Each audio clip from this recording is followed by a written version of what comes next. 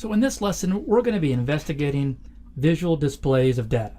So for almost every statistical question we have in this course, we're going to begin, or at least we should begin, by looking at a graph of our data. We want to get a feel for the data, right? What's the smallest value? What's the largest value? This is going to help me look at the spread of the data. And also what happens in between. So these visual displays, they're going to reveal patterns, other features that can go unnoticed in numerical summaries.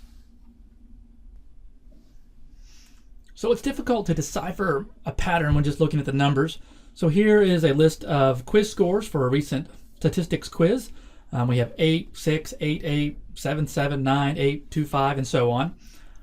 In order to find patterns in this, I'm going to create a graph. I'm going to start with a dot plot.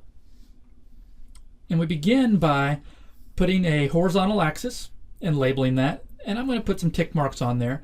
And I'm going to go from 0 to 10, which was my quiz score.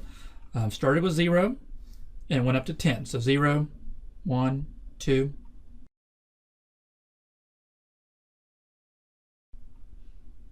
Okay, and so now we begin filling it out. And we're going to put a dot that will represent each quiz score. So for instance, this first one at 8, I'll put a dot.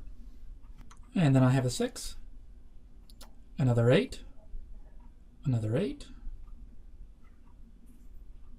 7, 7, and so on. So we end up with the following dot plot. Now in practice, we use statistical software to do this. So let me show you what that would look like.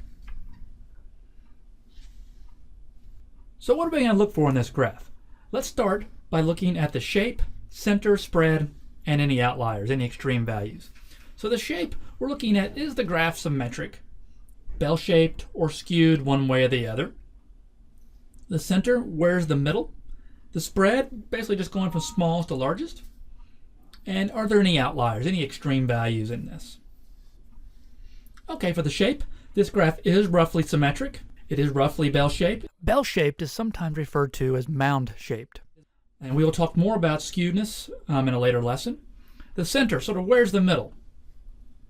The middle here is around 8. We can see 8 is the mode, the one that occurs most often. It's sort of the peak of my dot plot. And do we have any extreme values? Yes, over there 2, right?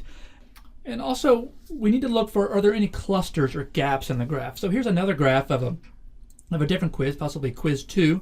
It looks like we have 2 clusters, right? We have one cluster around 8, 9, and 10, another one at 0, 1, and 2, with an obvious gap in the middle. And all of this needs to be written up when you're writing reports and you're making observations about data